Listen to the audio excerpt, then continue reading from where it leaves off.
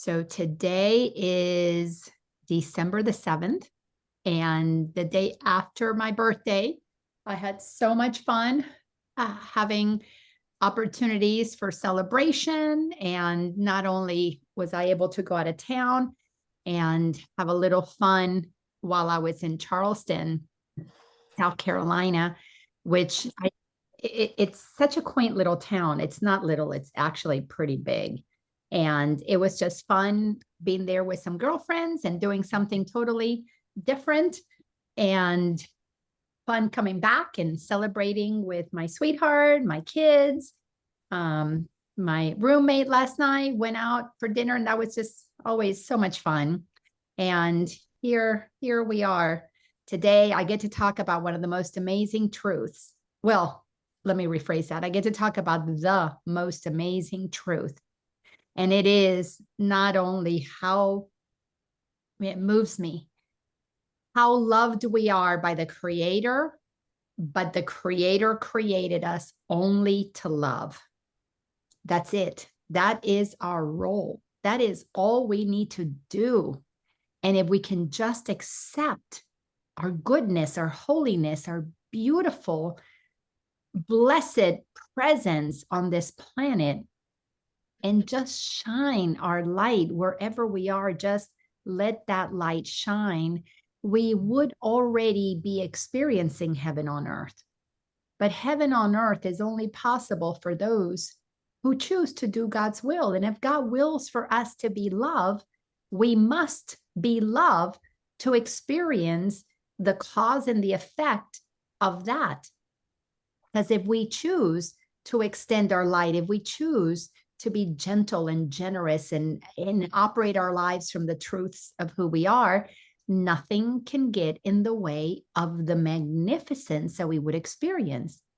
It is not possible to not experience the warmth of the light of the sun.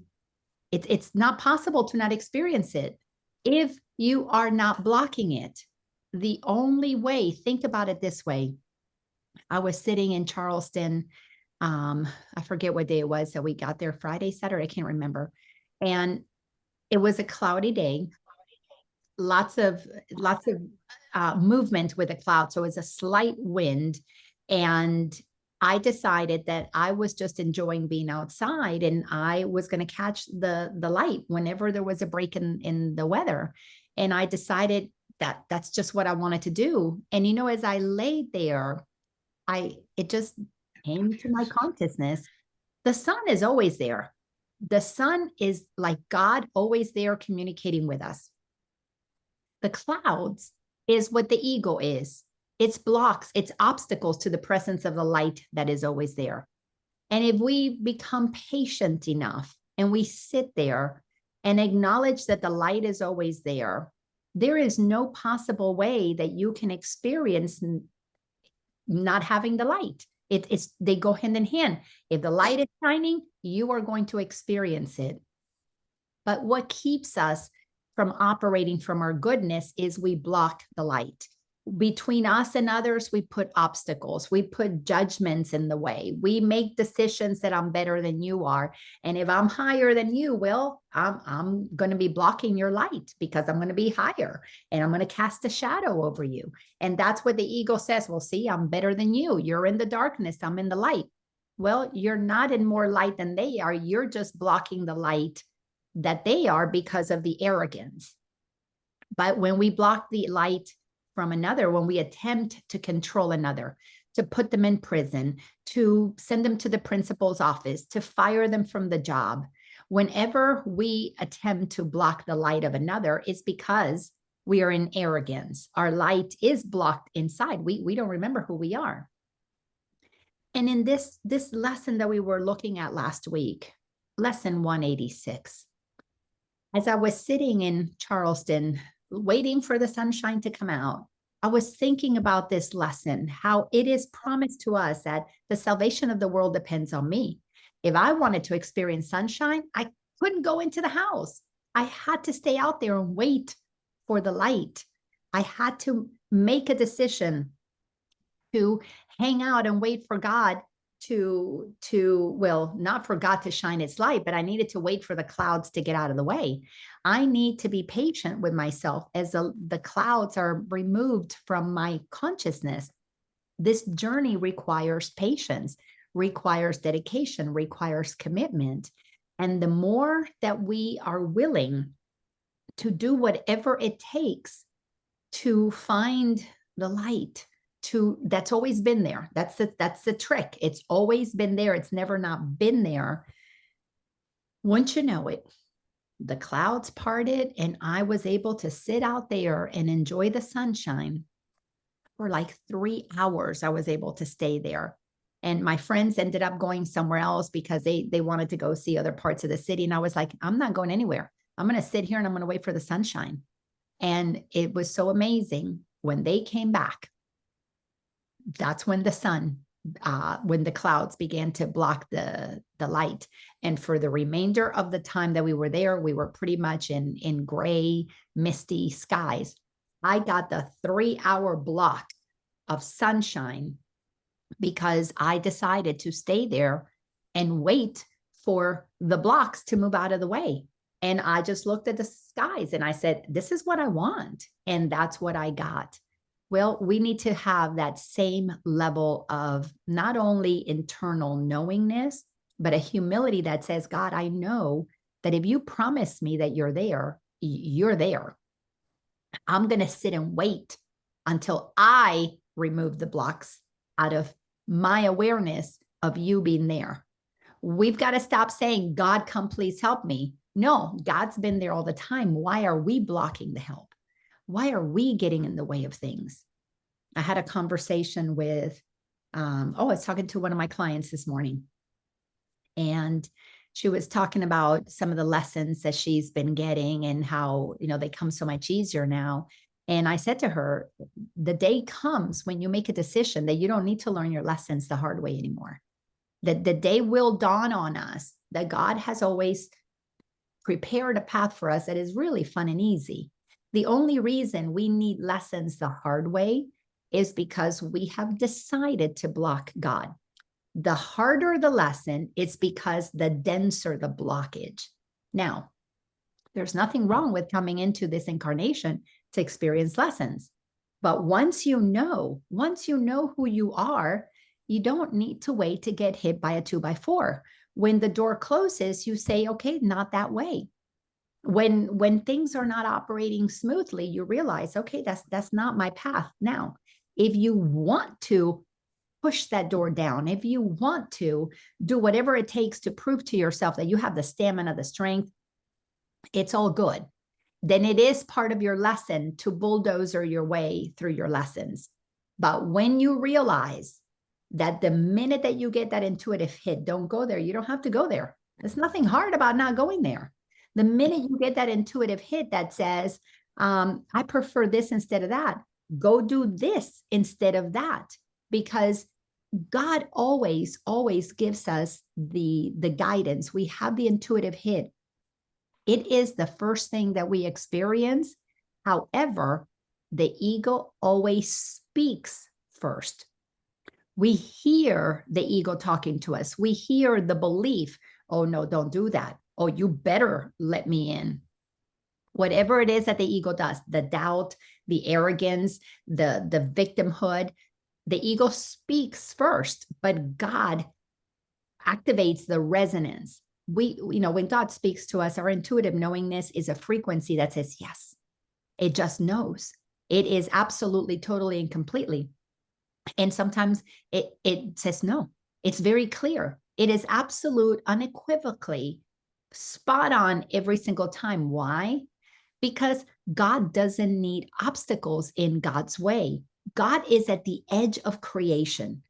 God is expanding from the edge of creation. It is moving forward. That's why God is infinite. We are behind the edge of creation because we have been thought into manifestation to give God all of these opportunities. But God is not putting obstacles in our way. We do. When we believe that we're separate from God, then we try to figure things out all by ourselves. This is why 2-year-olds do what they do. Now, it's a double-edged sword. And when you begin to understand doing things all by yourself, see, the parents think, oh, I don't want the parent. No, but the child is hearing their intuition. So if you're hearing your intuition and you're following your inner knowing, that's God speaking to you. Yes, you need to do it by yourself. However, most of us say, no, I'm going to do it all by myself. But it is an arrogant way of saying, I don't need to hear your wisdom. I don't need to hear, I'm going to figure it out all by myself. And oftentimes with our lack of awareness or lack of life experiences, we tend to create a little, maybe a bigger mess, or maybe just create things that would not have been there had we heard maybe the guidance of another. So God is constantly speaking. Some of the guidance is, listen to this one, pick up that book, go to that ceremony, go to the ocean, go take a walk in nature. So we are guided. Yes, I want to do that. Then we're guided, go call so-and-so. Then we're guided, go watch this movie. We are constantly being guided because God only seeks expansion. God is not about contraction. If God's already been there, done that, you know, we are incarnations. All of us are incarnations. We are expressions of aspects of God. Think of God as cells. Think of God as the body, and each and every one of us as cells of the body. So think about it this way. God has moved on to the next expression of itself. Just as we can put on a beautiful outfit and we're going to a party, we're moving on to the next expression of ourselves. But in our body, we can have cells, just as the human body, we can have cells that are sick, that have something happening to them because we didn't eat well earlier in the day. So we could very well be God moving onto the party and getting ready to the next thing, but inside of us ourselves that are still dealing with what happened an hour ago, maybe 10 years ago, maybe 3 incarnations ago. So each and every one of us is operating at whatever level of consciousness we're at based on all the blocks that we have had. Those who move forward with God and allow God to heal us, allow God to inspire us, allow ourselves to receive the benevolence of the creative source, we're moving forward with God. And that's where inventions come in and fun things happen. And we are moving forward. The path becomes clear. I can't remember who it was that said it. A contemporary maybe of Thoreau. If any of you remember, let me know. Thoreau or Emerson, somewhere around there, maybe one of them said it. But there was a statement that was done that when we follow our joy, when we follow our excitement, when we follow our inspiration, what was said is that Providence moves everything on our behalf. So everything conspires to make the path for us. The only reason we have obstacles is because we think we're separate from God, and our ego convinces us we're all alone and I got to figure out all my way. So humanity, over thousands of years, have dug itself into a hole. So do not for 1 second think that crawling out of the hole is expansion. It's not. Expansion happens when you get out of the hole and you're ready to say, okay, God, where do you want me to go? And I am going to go where you want me to go. But we think that falling into the illusion, falling into this dream of separation where things are difficult and hard and there's pain and suffering, that's expansion. It's not. It's a contraction. So just as one cell of our body can get sick and not the rest, every one of us has the opportunity to either stay in step with God and move forward, or we can take steps backwards and fall into a hole. And then we need assistance. Then we need to get healed. Then we need to do all kinds of things to correct that and move forward. But falling into a hole and then crawling out of it is not expansion. I used to think, oh my God, I'm expanding because I'm learning about the truth of who I am. No, I was just getting myself back to even. Getting out of the hole was finally get out of my egoic head and allow the voice for God to lead me forward.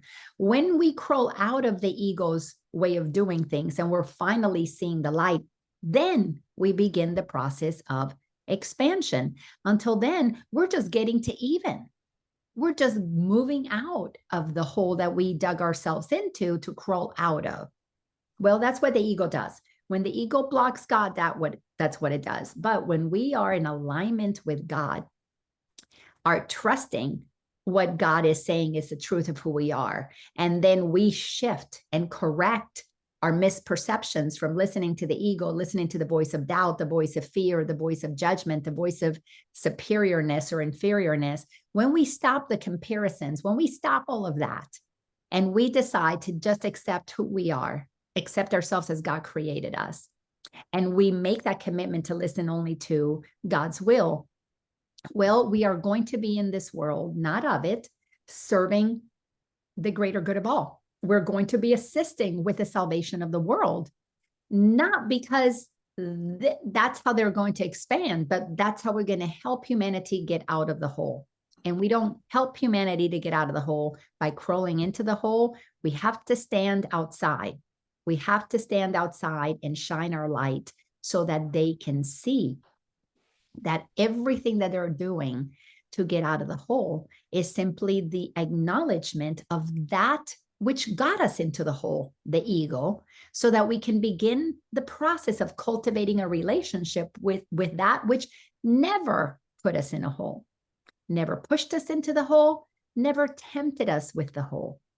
God has only wanted for us to expand with it, because in the expansion, in a loving, joyful way, we all have way more fun. And yes, God is about fun. This idea that God wants us to suffer, that we should be fearful of God, all of that is made up. All of that BS has been made up. Those belief systems have been made up. And they have been made up because when we were born bright-eyed and bushy-tailed. We came into this planet bringers of love and light.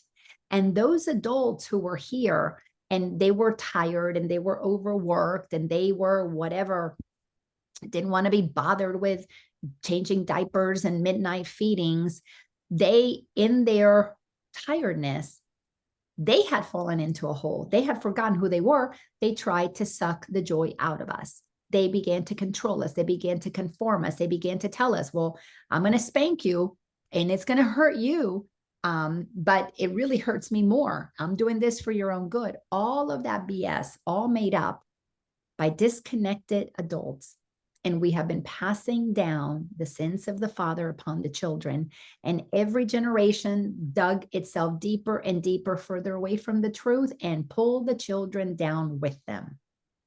Well, we're at a time when many of us have been digging our way out of the hole. Many of us have reached the edge where we can see clearly that we are not our old stories. We are not what happened to us. We are not defined by the past. And we are seeing, whoa, well, there's a hole and that's where everybody is. I used to be there. And then here it's wide open. What? I can expand and go in any direction that I want. I don't have to be tethered by this, that, or the other. I mean, it's really amazing how just at the physical level, I had been conditioned like the rest, that I needed to have a house and I needed to have this and I needed to have, my worth was my net worth. And I needed to have things to prove my value. And, God has made sure that all of the obstacles in my way to being totally free, sovereign and free, have been disappearing because it was time. It was time for me to stop using the world to get my safety, to get my sense of value. So all those things over the last, 2 decades been going away. And now I'm encountering this inspiration to go to Colorado, where my daughter and my grandson are. I have nothing tying me down. As a matter of fact, I'm going to be able to leave with just what fits in my car, because I don't want anything that is weighing me down. I want to travel light. And I'm not talking about light without stuff, but light in that I want to be able to go where God wants me to go, like that. I don't want to wait to have to go through the sale of this, the sale of that, and blah, blah, blah, blah, blah. No, it can happen for me quickly because I'm not tethered. And it's just so exciting to see how this is all happening, because salvation of the world depends on me. The world needs to see an example of somebody who is free to flow with God. And I'm one of many, there's many, many examples. And I'm just one, but I only influence the circle that I'm in. I can't influence circles that I'm not in. So here, right now, I can assure you, my mind is at peace. I don't have valuable things of the world defining me, confining me, limiting me. I am free to come and go however I want to come and go. And I'm following the inspiration to go to a specific area because I know that that's where God wants me to be, because I feel the joy. It's easy. It's becoming effortless. The things that are happening to prepare the path for me, I'm not having to do all the work. It's really fascinating. But my old BS, my old belief system said I had to work really hard. I had to plan it. I couldn't go until I had XYZ, done. I had to make sure that I had my to-do list and everything was planned. Well, I used to live with a to-do list, and I don't. I live with God. What would you have me know now? I don't need to know that for tomorrow. Now, it's taken me a long time to get to this place to be this untethered. But Michael Singer, when he gave his title to his book, The Untethered Soul, it's because he had experienced that. When you listen to his stories, he's telling you that. And I can tell you that I could write the same book, use same title, The Untethered Soul. Maybe that's what I need to do, is write the same book, because it's the same thing. It's the same process for each and every one of us. The day is coming where we're all really going to be writing the same book, because what else is there to say about getting out of the hole? I mean, it's one way in, one way out. One way into the hole is to not do what God sent us here to do. One way out, do what God sent us here to do. So that lesson 186 that we started talking about 2 weeks ago, the salvation of the world depends on me. The first sentence says, here is the statement that will one day take all arrogance away from every mind. We need to humble ourselves and accept that God has a plan for us. God has a purpose for us, and it is to show the world how to live in freedom and sovereignty, how to live untethered, how to live really allowing providence to move heaven on earth, to assist us in the expansion. Today, we need assistance to move inside of the hole, to position us in such a way that we can climb out of the hole. And those are what we call miracles. See, out of the hole, we don't need miracles because we see clearly. But the miracles in the hole is just, there, I found where I could stand on a box so that I could see a little further up. So the miracles are only to get out of the hole. You don't need miracles when you operate in alignment with God, because a miracle is a shift in perception. It's to change our mind when we're in the hole. But when your mind is aligned with God and you're doing God's will, you don't need miracles. You just need to do what you're told to do, and there won't be a block. And if there's not a block, what miracle do you need to get you out of a hole? We won't get into holes. The fourth dimension is an opportunity to work ourselves out of the hole, and then to see, oh my gosh, just that's insanity. We've been operating in these holes thinking we were going somewhere. We weren't going anywhere.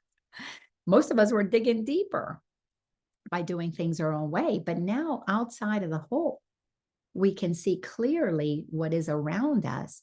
Intuition will guide us. You go this way, you go this way. And we are not going to be bumping into each other.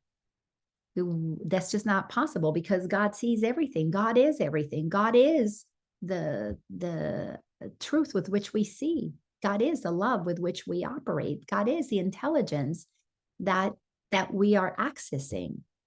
And until we move to that place that we let the arrogance go that wants to do it all my way, but it's actually blocking God, we are not going to be able to accept the assignment that has been given to us. And then we read through those particular sections, paragraphs, that we need to acknowledge God has a will for us and let ourselves be humble enough to accept that will. Because when we all unite in accepting that God has a will for us and God wills only happiness for us because God is only loving, we will only do loving things for one another. That is heaven on earth. So for us to experience heaven on earth, we have to get in alignment with the awareness that we are loving beings. And once we start accepting how amazing we are, we stop doing things that are not so nice if our mind is humble. Then we began to read that, our Father remembers not only who we are, always has, but offers us the assistance that is necessary to help each of us not only crawl out of the hole. That's what Jesus helped us see. Oh, whoa, he got out of the hole. He showed us the way. Let's do it his way.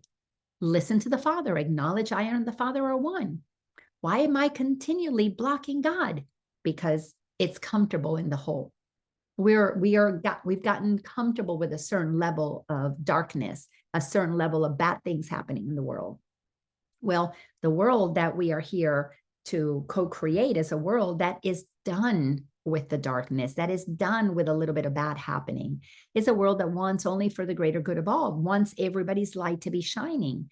So as we discover what this is, we help save the world because we're showing the way that we got out. Then he goes on to say that, when you're humble and you accept, my gosh, I've been created this amazing, I've been created this powerful. What else could you want to use your powers for, but in service to humanity? What else would you want to use those powers for? And what could arrogance deny but this? If I've got to do it all my way and I know better than God, well, that arrogance is blocking the ease that God wants us to experience. So we have to get the lessons because this is a world of cause and effect.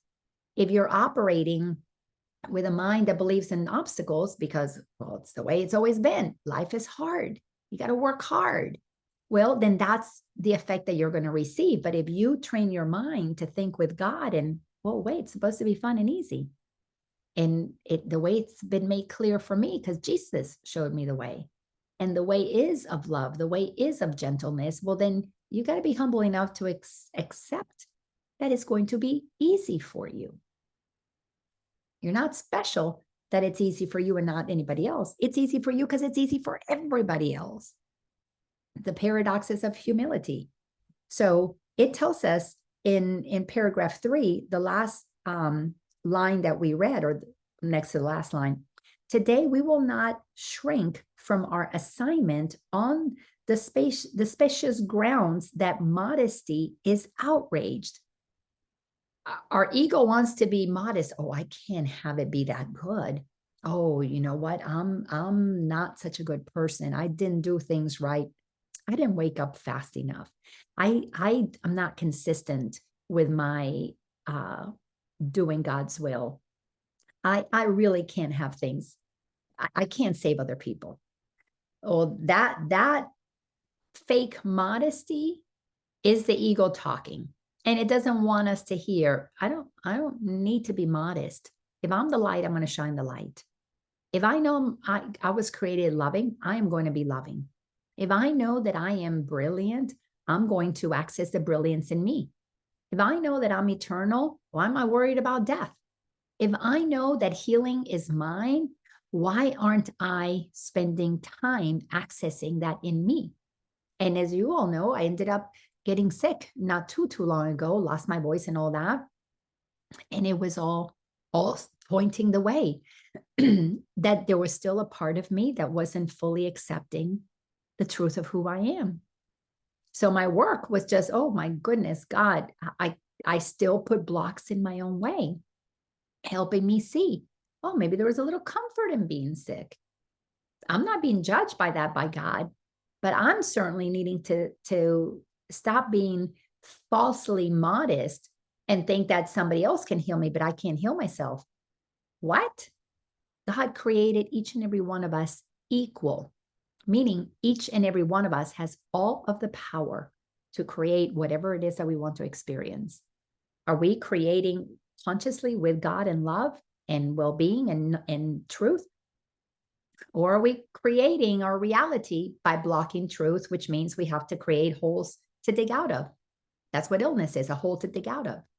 But when you know the truth of who you are, because you know it in your head, you feel it in your heart, because you have accepted it with humility, then you know anything that is happening that is unlike exactly what you want, you have called it to yourself for a reason. You want to have that experience to climb out of that hole. Nobody to blame. So why did I need to get sick? I needed to lose my voice. I needed to find out my ego's still talking. Okay, God, I got to be more vigilant in that particular department, but nobody to blame. Because the last line says, it is pride that would deny the call for God himself. It would be my egoic pride that would block me from doing what God has called me to do. And at this stage of my journey, I can't do that. I can't do that. Well, I do it. Obviously, I've done it for a short period of time. And then I realized, oh my God, I'm not expanding. I'm contracting. I just pulled myself into a hole. Nobody to blame. For me completely to accept, forgive myself, and then move on with the business that God has for me. Because nothing that Laina imagines will ever be as grand, as fun, as easy, as utterly exciting as what God has planned for me. And yes, Laina, who's had this idea that I don't like the snow, I don't like getting cold, I'm not listening to that voice. I am training my body vessel to hear the voice for God. And God wants me to have fun in the snow with my grandson, because my grandson loves the snow. He has absolutely, I mean, it's amazing that child could just stay living in the snow. I swear he should have been a polar bear. Maybe he was in a past life. But I am to move beyond those limitations that my body is attempting to use to keep me in the hole. And instead, I'm saying, no, if Wim Hof can do it, so can I. We're equal. Why would he have special powers that I don't have? He just accessed some powers that we all have. It doesn't mean that he's the only one with them. Jesus accessed powers and he told us, I'll show you the way. You can have that access too. You can resurrect yourself also. You can let your body be crucified and not be in pain. You can raise the dead. Did I say that I could do that? My ego said, absolutely not. Jesus can, but not me. So needless to say, I've not been raising the dead. It's pretty amazing. Can you imagine when we all decide that we can raise the dead? When we all decide that we are the ones who activate our well-being? It's going to put all the industries that the ego has made out of business because we're not going to need any of them. That's the fifth dimension. Fifth dimension, we're not going to have any of the nonsense that we've been operating with in the third dimension, but we're using the fourth dimension to ease our way into that level of reality. Until then, we're doing it the way that we're doing it, gradually, little by little. So I will most likely experience, and I'm okay with that my physical vessel is going to continue aging until it expires, because that's just what is happening with this body vessel here. I'm okay with that. Whatever comes is going to come. But I don't know that I need to continue to incarnate. Maybe I'll incarnate one more time into the funner new earth, or maybe 2 or 3 more times. Who knows? I don't feel like it's my time to incarnate, or I'm sorry, to have a resurrection, meaning totally, completely leave my physical vessel and still stay around here. I still want to have a body vessel because I want to experience what it's like to be totally and completely born into a conscious family, because I'm going to pick my own family to come back in. I want to be born into my grandchildren's lives, because they're going to be so much more advanced than me. I want to have those experiences. Why? Because that's going to be the leading edge for humanity.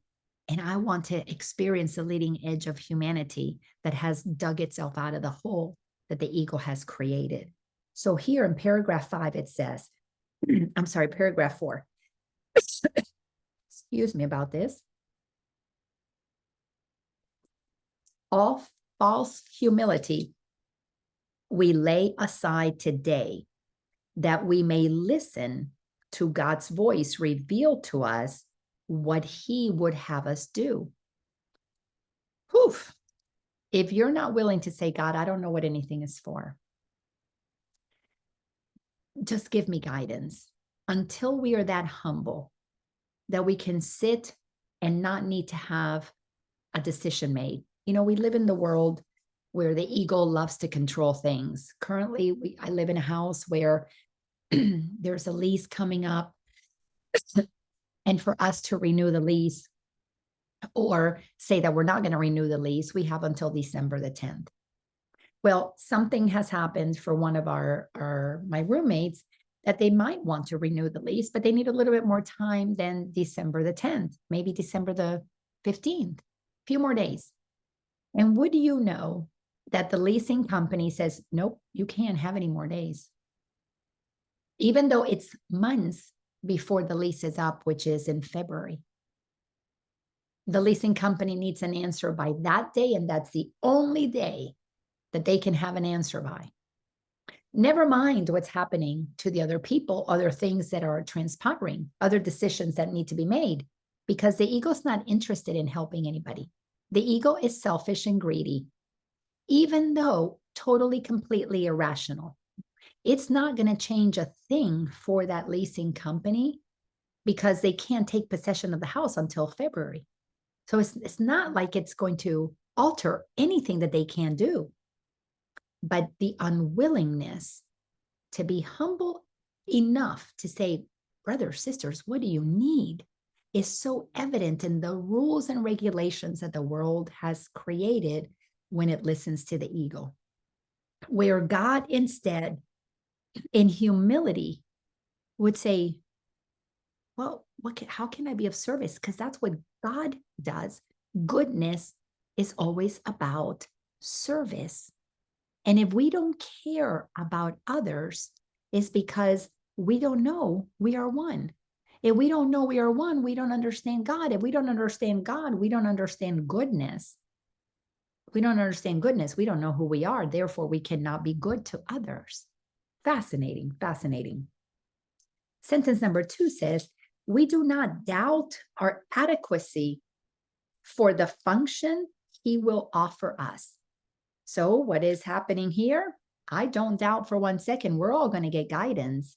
So this person shutting this door is simply saying, no, not this way. Your way out of the hole is going to go in a different direction. If we stay angry at the leasing company, let me have those extra days. I deserve those extra days. Or fine, you horrible people, I'm going to destroy the house and make you pay. If we put any effort into attempting to punish that which is simply saying, don't go this way, we will have our ear able to go, oh, God. So where the ego would say, you're putting an obstacle in my way, God is saying, no, I'm just showing you another way. And if we are willing to listen to God's voice, it will guide us to the next best thing. Because when doors shut, only the ego likes to stay there banging on the door. Let me in. I've been there, done that. I have marriages where I stayed. Let's work this out. We got to work on it. And there's nothing wrong with that. But that's a level of consciousness that I was at versus the one that said, oh, okay, I see what's happening here. It's time for me to move on. But the world just, loves to talk about the adversity that people go through. So we've been conditioned to believe that all that hard sacrifice and all that work and all that time to try and work things out was good. Yes, it was good to help you come to your senses. But had I seen that the door shut, I would have, and I came to my senses right away. I didn't need to go through all of that. That's the whole point. Yes, if you got to go through all the trouble to figure it out, to come to your senses, okay. But if you come to your senses before you have to go through all of that, why not? It's funner and faster. It's easier to go, oh, door closed, not for me. So for us to be able to be humble enough you know what? I'm entitled to the miracles because God has promised. God is promising. And A Course in Miracles is full of the lists of what God has promised us. That is beautiful, that is wonderful, that is amazing. Why not just accept it and say, okay, I accept my goodness, and then expect it? Well, we've got to be humble. We got to move false humility. Oh, I don't deserve it. And go humble and say, you know what? I'm not going to try and do it my way. God, what would you have me do? And when we begin to listen to the voice for God, it will direct us. We don't have to doubt it. It will direct us. He will be certain only that he knows our strengths, our wisdom, and our holiness. I'm sorry, not he. We will be certain. And when you know your holiness, your strength, when you know that we have wisdom inside of us, all we need to do is tap into it, we will become patient. Because one of the things that the ego has taught us is impatience. It's given us fast food, it's given us TV dinners, it's given us snacks in a bag, easy. You don't even have to cook the popcorn, it's already cooked for you.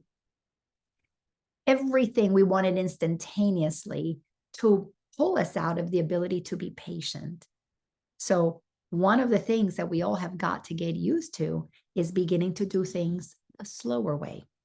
Instead of speeding to get somewhere, walk there, take your time, maybe ride your bike so that you have time to reflect, time to be in communion with God. Instead of the TV dinners, things that come out of a box, how about prepare the food? Better yet, plant the food in the garden, then go harvest the food, then bring it in, then clean it, then go through all those motions. That's why, back in the old days, women didn't work. They tended to the garden. They were in the garden.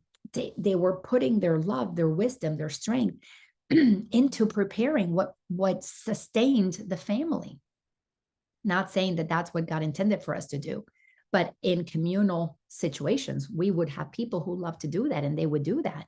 And instead of us paying to go out for fast food, we supported the community that wants to take its time to grow our food. We would operate with the seasons. We would operate more in alignment with our intuition. So we have strengths, we have wisdom, and we have holiness. How is that manifesting in our lives? Well, just watch what you're doing and notice, where are you impatient? Because holiness, strength, wisdom knows to be patient. Love is patient. Love is kind. Goes on to say, and if he deems us worthy, so we are. If God thinks we are magnificent, who are we to not accept that? Who are we to not accept that? It is but arrogance that judges otherwise.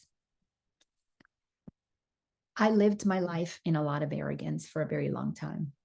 Fake, humility, and a lot of arrogance. I thought I knew it all. Not only did I know it all for me, I knew it all for you too. I knew it all for everybody. I knew it all for my kids. And then, like we can say in the South, I knew it all for all you all. Because I really thought, because I've been conditioned, part of my BS, part of that belief system, that I needed to be right about everything. And my need to be right never let me be curious to the point that I could ask other people, how do you do it? And I was like, no, this is it. If it wasn't in Cosmopolitan magazine that told me how to do it, it was just not right. It was only my way or Cosmopolitan or Better Homes and Garden. Something had to tell me that I thought had more authority because it had the gold stamp of approval. I mean, so many things have been sold to us for us to give authority to external things and eventually come back to our ego and be righteous about these things. But when you understand the path that God wants us to travel, when you understand that things are really meant to be fun and easy, God wants to have a good time. God doesn't need obstacles. God already knows. God already knows all that is possible because God is all of it. Why does it need to create obstacles? No, God wanted beings that incarnated to have experiences with all that God created, but not at the expense of one another. That's the ego. That's what we're cleaning up by digging ourselves out of that ego's hole. Paragraph 5 says, there is one way and only one to be released from the imprisonment your plan to prove the false is true has brought to you. In plain speak, there's only one way out of the hole. The ego has been attempting to prove to us that it is true that the hole is where we belong. It has worked really hard to convince us that lying and cheating and greed is good. They put it in our movies. Do you remember watching the movie? I think it was called Wall Street, with Michael Douglas was the actor, and he had a line that said, greed is good. Well, that's been programmed into our mind. You know, greed is good. Only certain people get to the top. Wall Street is the one that decides everything for everybody. Who made that up? I didn't. If I didn't make it up and it's not my reality, then it cannot possibly be everybody's reality. Because the reality is that God created all of us equal. How can one group have more power than another? Not in God's plan. So let me read this again. There is one way and only one to be released from the imprisonment. Your plan to prove the false is true, to prove the ego is real, has brought to us. Accept the plan you will not, accept the plan you did not make instead. Let's accept God's plan. Judge not your value to it. We're very important to God's plan. Now, the ego has a different plan, but we're pulling ourselves out of that plan, stop defending that plan, and stop being, the cheerleaders that are trying to get everybody, come on, come over here to planet craziness and be supporting the ways of the ego's greed. And we need to, instead of judge God's plan, that the path is fun and easy, instead of going, how can that possibly be that things are going to work out for me? Why the hell not? Let's get curious. What would happen if we let things unfold with fun and ease? What would happen if I wake up with joy in my heart every day, listen to what God has me do, and everything turns to magic? What if God inspires me to grow tomatoes? How about if I listen to what God wants me to do? How about if I let myself be able to experience the most amazing tomatoes ever? Well, what does the ego do? God wants me to plant tomatoes. Oh, but my soil is so hard. I'm going to have to dig. No, I don't want to mess with that. I'm going to go buy a plant that somebody else has grown. Never mind that they've got pesticides in it. Never mind that they filled it up with Roundup. Never mind that they've done all that. But hey, my ego convinces me, let's go the easy way. Let's not do it this way. But if God wants to experience tomatoes through you, don't you think God is going to grow the most delicious, amazing tomatoes for you? But you've got to be a willing participant in that process. You have to value the inspiration and then do it. If God's voice assures you that salvation needs your part and that the whole depends on you, be sure that it is so. And God has made it very clear to each and every one of us. We have free will. We must choose God out of our free will. We cannot continue to block God by choosing the ego's way of difficulty, of working hard, of limitation. We have to make a decision. As I do in so many of my classes, I take the board and I put a line through it.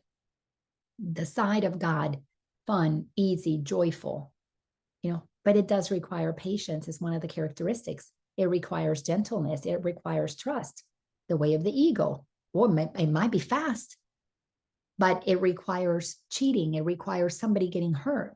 It requires products that have been created to make the tomato plant grow faster that has killed people or insects or animals or polluted the water. Are we going to continue to feed that system? Or are we going to be patient and let God inspire us into the ways of doing things that are for the greater good of all? This is why there's a big movement right now, people moving back to spaces that have yards, that have, even inside of apartments, of condominiums, planting vertical gardens, because there is a movement to come closer to allowing patience to be part of the game, part of the process. And where do we learn patience? Well, a woman learns patience when she's got to be pregnant for 9 months. A child learns patience when they have to wait for the seeds to blossom and turn into that delicious tomato or that delicious apple. You know, a person has to learn patience and allow things to move through a specific rhythm. Well, for us to be able to save the world, because salvation of the world depends on us, there is a rhythm. Everybody has to go through a process, as they call it in 12 steps in the Alcoholic Anonymous program. People have to hit the wall. People have to hit their rock bottom. Everybody has to come to the place that they say, not my way anymore, but your way, God.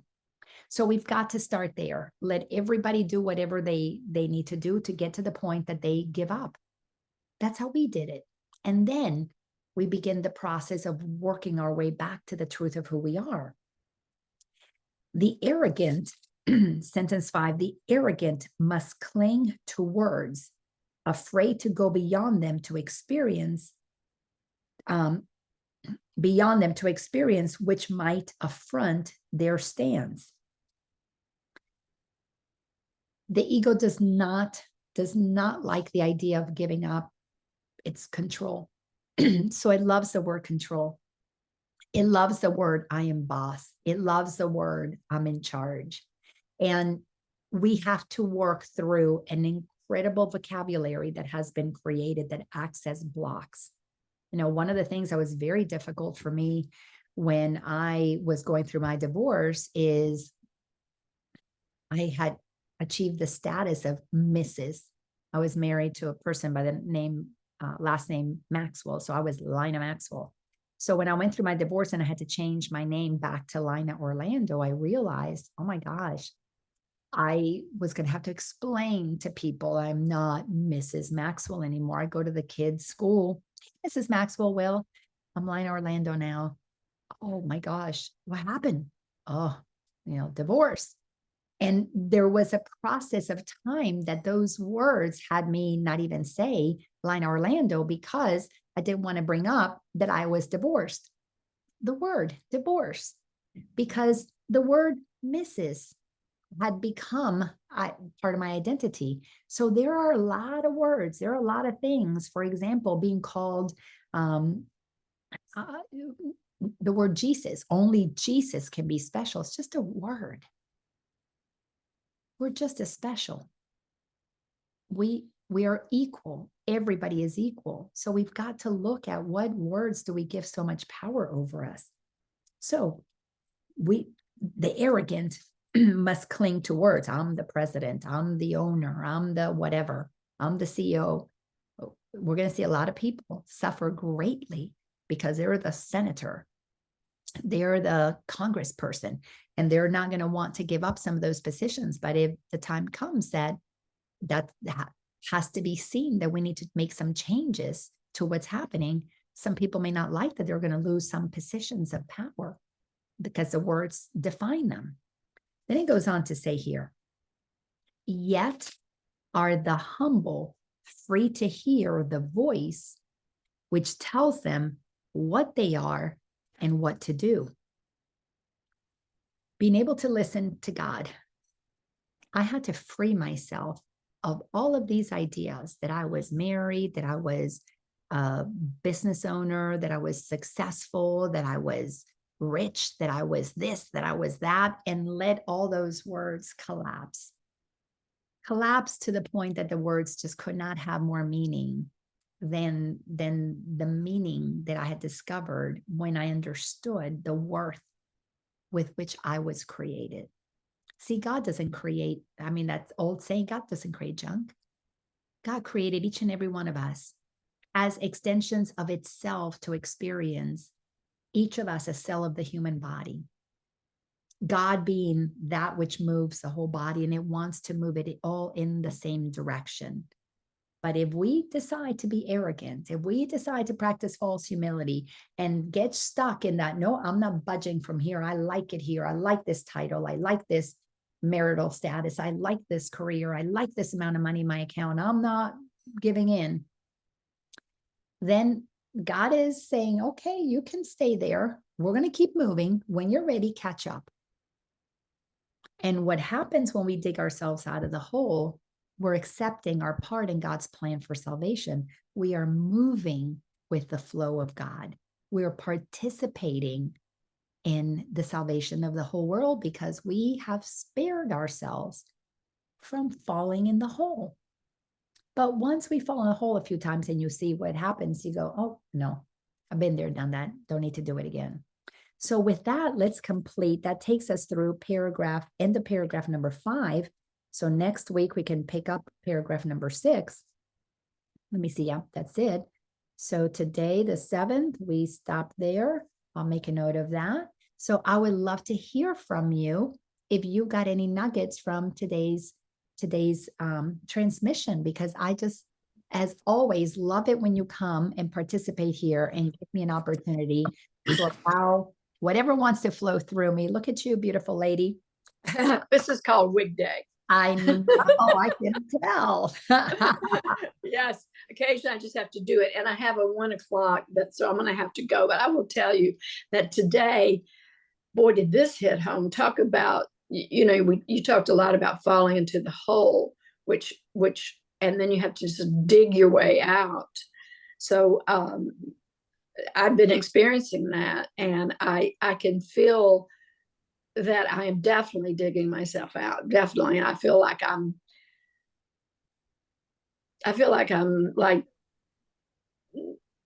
it's so much easier now to just accept that I am God. And that's my, that's a big one for me.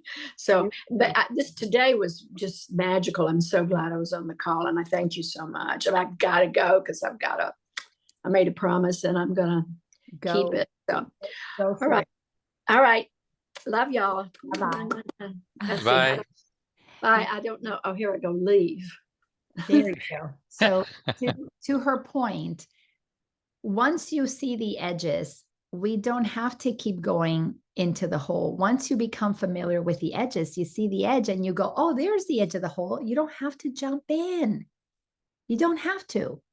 I remember as a little girl, I would go to my grandparents' farm, and there were holes that had been dug where they would put the food for the animals there. And some of them were dug and they would put water there. But sometimes there was a little bit of drought and there was no water in there. I didn't need to jump into the hole thinking I was going to swim when I could see there was no water there. We need to learn to come to the edge and not jump in. That's why we need to have patience, see the hole, and make a choice not to jump in unless, of course, we want to dig ourselves out of it. And that's okay. That's okay. Yes, Christo, you were going to share.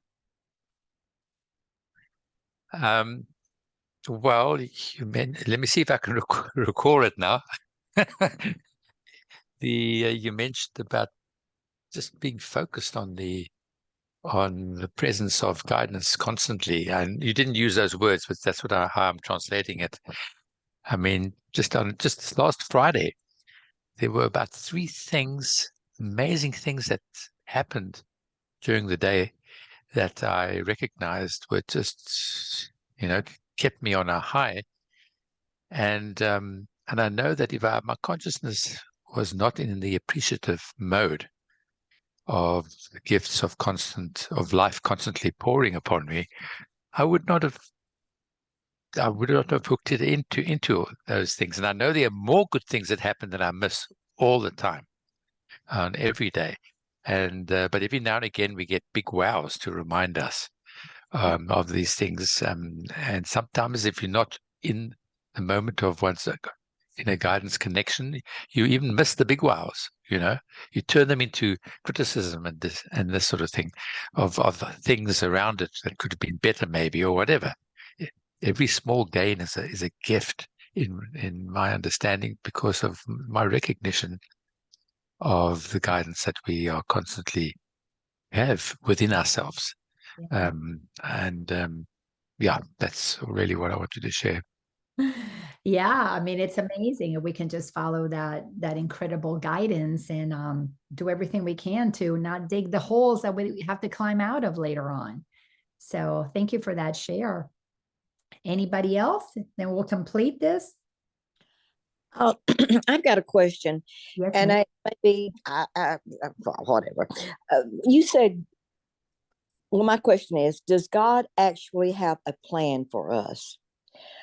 Does God plan it? Do we plan it? I, that was just kind of threw me off. Great question. So yes and no. God does have a plan. And if we follow what the Course in Miracles says, it is for the expansion and happiness. It's just for expansion and happiness. Have this experience and expand to the next one, so that we're not tethered to any one lifetime. Just enjoy and expand and experience, and enjoy and expand and experience. And along the way, we will try different things. We'll play with different music. We'll play with different dances. We'll play with different recipes. We'll play with different inventions. We'll play with different flower arrangements. So it's a matter of being open to being moved to go beyond that which we think is what we're supposed to do. So God, that's the plan that God has for us. But no, God doesn't have a plan for us in terms that it doesn't tell us how to do it. We have total and complete free will. Do you want to expand and do life with joy and have fun and hang out with people that are high frequency and try new things? Then you have free will to do that. If you don't want to do that, if you're convinced that you need to do things the same way, that you need routine and structure, then God allows us to do that. Because in the routine and the structure, and even in the darkest of places, God is there, and God is our light. So we are always, wherever we are, we have access to that which is joyful, happy, content with what is. But God is not limited by just being happy, content with God is. God is, and it uses each and every one of us, our physical vessels, as the opportunity to expand into infinite potentials. So yes and no. There is a plan, but the plan is based on our free will to follow the plan.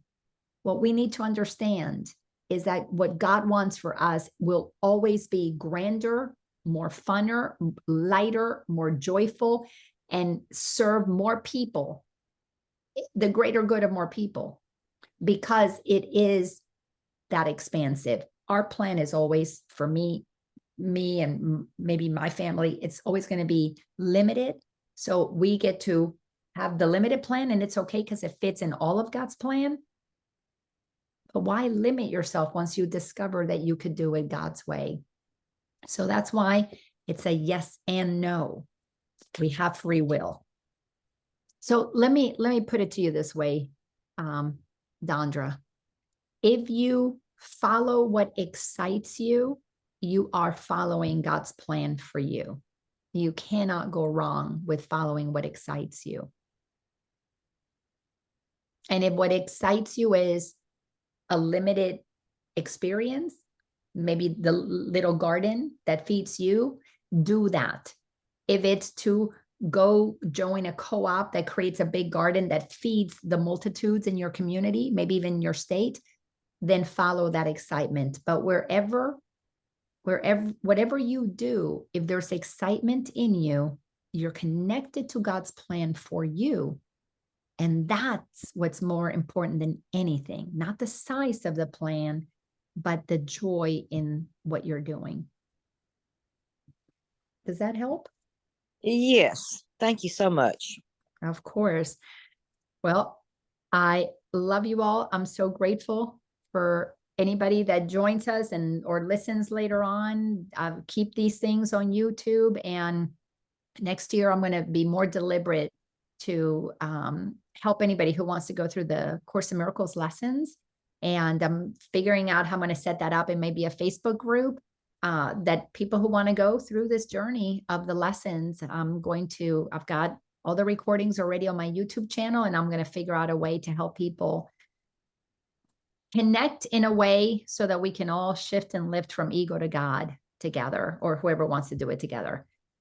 Until next Wednesday, if you enjoy this, please share this on your social media and tell others about it. If you hear people who would like to have just a shot of excitement during the week, upliftment, then here we are in Ascension with A Course in Miracles, Wednesdays at 12 o'clock Eastern Time.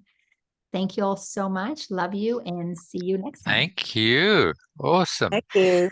Thank you. Bye. Bye-bye, Bye-bye. everybody.